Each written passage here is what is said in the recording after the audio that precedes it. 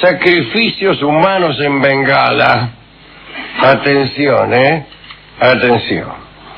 En muchos lugares de la India se practicaron antiguamente sacrificios humanos. En el valle del Brahmaputra, si me permiten la expresión, el pueblo de los Lotanaga, si me siguen permitiendo, tenía por costumbre arrancar la cabeza, las manos y los pies de las personas para clavar las mencionadas extremidades en sus campos a fin de asegurar una buena cosecha. Tenían unos criterios, los Lotanaga, unos criterios acerca de la agricultura peligrosos para las tribus vecinas. La agronomía del Lotanaga presuponía el crimen, el descuartizamiento y otras crueldades que garantizaban la fertilidad de sus terrenos. Pero qué tomates, dicen. Claro. No es para menos, decía el Lotanaga. He tenido que descuartizar no menos de 15 enemigos. Los gondos, otro grupo de aquel lugar, robaban muchachos brahmanes y los reservaban como víctimas para sacrificar después de la siega. La siega con S. Porque muchos oyentes habrán pensado que primeramente daba muerte a una persona invidente y después a sus aumentados brahmanes. Mataban a los brahmanes con lanzas envenenadas, un énfasis absolutamente superfluo, porque los brahmanes igualmente podían ser achurados con lanzas perfectamente asépticas y morían lo mismo. El caso es que después regaban los granos, quiero decir las semillas, con la sangre de estos brahmanes. Estos eran los gondos, ¿no? Algunos mitógrafos dicen que aquí se inspiraron los griegos para la historia de Litierses, aquel hombre, ¿se acuerdan?, el segador por excelencia, que recibía a los forasteros y los obligaba a competir con él en una siega rápida. Dice, vamos a ver quién siega más rápido este potrero. Y él salía siempre vencedor, entonces decapitaba al adversario. Pero una vez pasó por allí Heracles, aceptó el reto de Litierses, primero le ganó y después le cortó la cabeza. Veremos más, dicen algunos que los mitógrafos griegos se han inspirado, mejor dicho, no los mitógrafos no se inspiran en nada, dicen los mitógrafos que el mito griego de Litierses podría provenir de la India. Daremos más precisiones acerca de una costumbre horrorosa que tuvo lugar hasta no hace mucho en la India, más precisamente en la región de Bengala. Incluso esto sucedió hasta los primeros tiempos de la ocupación inglesa. Parece que los habitantes de la región ofrecían sacrificios humanos a la diosa tierra Taripenu y creían que de este modo se aseguraban cosechas estupendas, como así también la inmunidad para toda clase de enfermedades y accidentes. La víctima, o Meriha, solo era aceptable para la diosa Taripenu si había nacido destinada a hacerlo. Había que nacer víctima. Es decir, si era hijo de un padre víctima, si provenía de una estirpe de víctimas. Había familias de personas destinadas a ser sacrificadas, familias y personas cuyos antepasados ya habían sido ofrecidos a la diosa. Así como en algunos países existen linajes de verdugos, existía en Bengala una dinastía de seres destinados al sacrificio. Las víctimas, desde luego, no eran asesinadas enseguida, sino que dejaban vivir muchos años, de modo tal que tuvieran hijos y pudieran garantizar de este modo la sucesión en los horrores del ritual.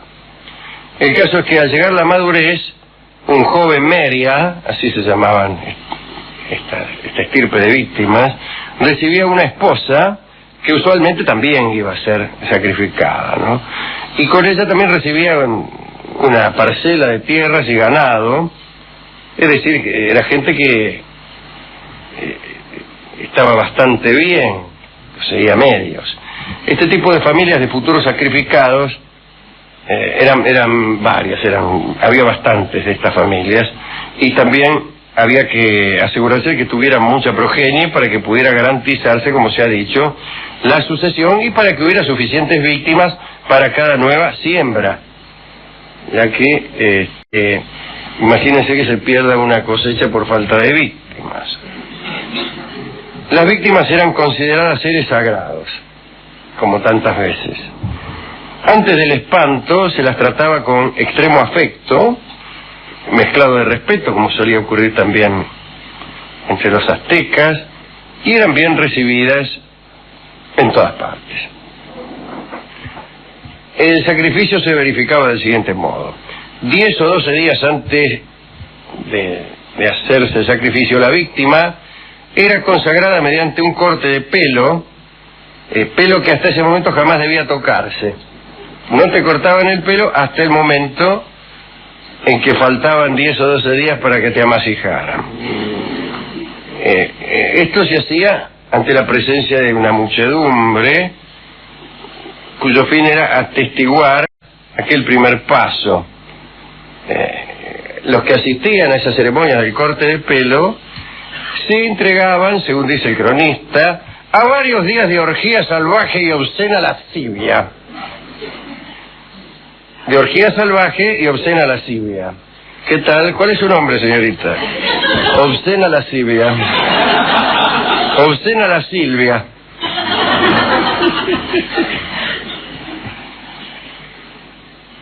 ¿Y por qué? Bueno, porque le gustaba. Porque le piace. Ahora bien, el día antes del sacrificio se vestía Almeria con ropas nuevas y se lo llevaba por los pueblos en procesión. Y por ahí en algún bosque destinado al sacrificio lo ungían con aceite, lo aceitaban bien, lo enmantecaban y lo adornaban con flores. Siempre se producía algún forcejeo para obtener reliquias de estas personas, porque se sospechaba que un pelo, una partícula de la pasta con que había sido ungido, bueno, incluso un poco de saliva, todo eso parece que tenía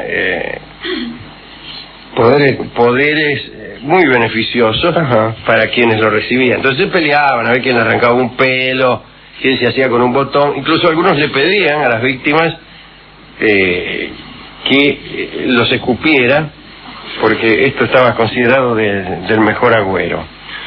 Como la víctima no podía ser atada ni mostrar resistencia, a veces le rompían los huesos o la intoxicaban con opio.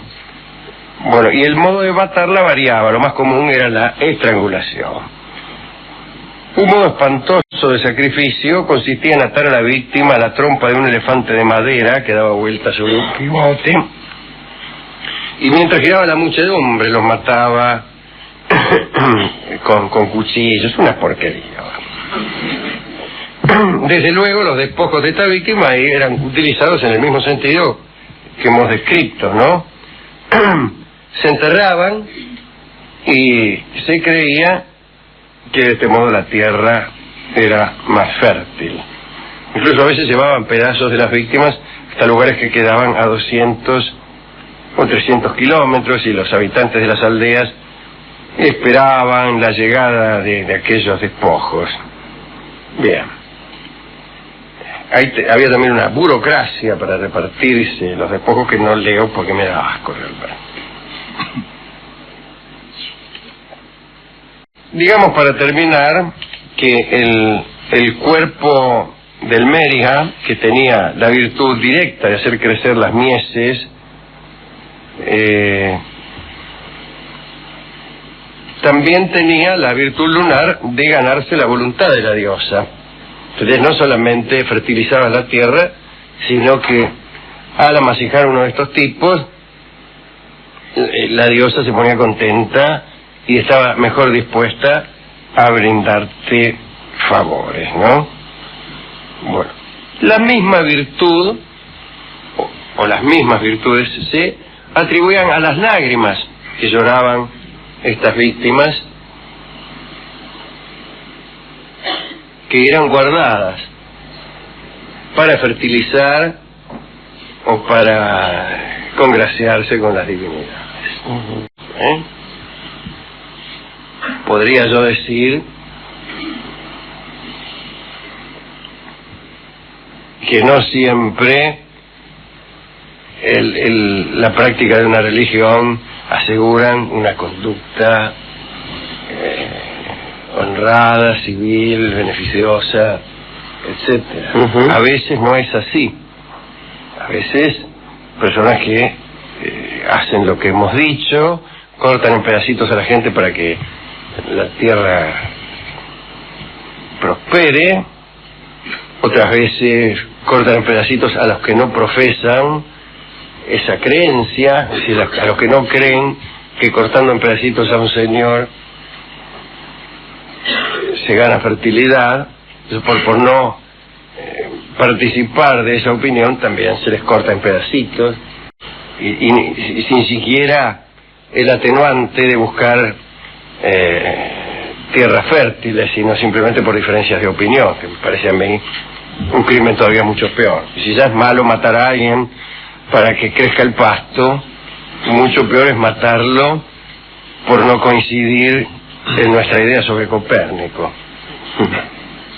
Así que, como se ve, hay muchas puertas que conducen a la locura, al crimen, pero todas tienen una cerradura cuya marca es la estupidez.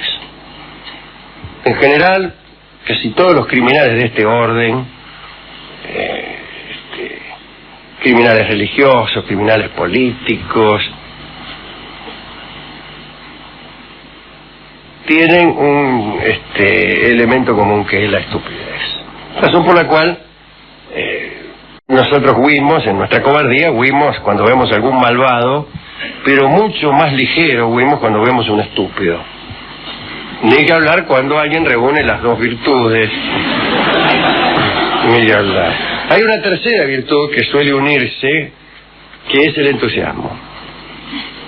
Que es el entusiasmo, ¿no? En general, esta gente tiene una pertinacia en el cumplimiento del deber que no suelen tener los poetas y los filántropos. ¿A quién dedicar esto? Bueno, a las víctimas de nuestros amigos, los Lotanaga y los Gondos, para no hablar a los que atormentaban a las familias, a las estirpes de víctimas. Hemos ido a la discoteca y ahí estaba el discotecario. ¿Qué hacía? Planeando el descuartizamiento de un cuñado, pero me parece que se había comprado un campo en Balcarce que no le daba suficientes papas y quería apaciguar a la diosa. Bueno, lo disuadí de esta idea, lo convertí a religiones más mansas, por ejemplo al agnosticismo.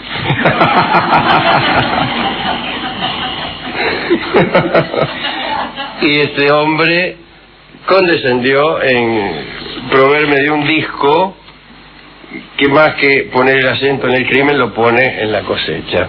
Se llama Soñando con la cosecha, es una bellísima canción criolla que canta doña Suma Paz. Soñando con la cosecha, que es hija no del crimen, sino más bien del trabajo, del compañerismo y de la esperanza activa.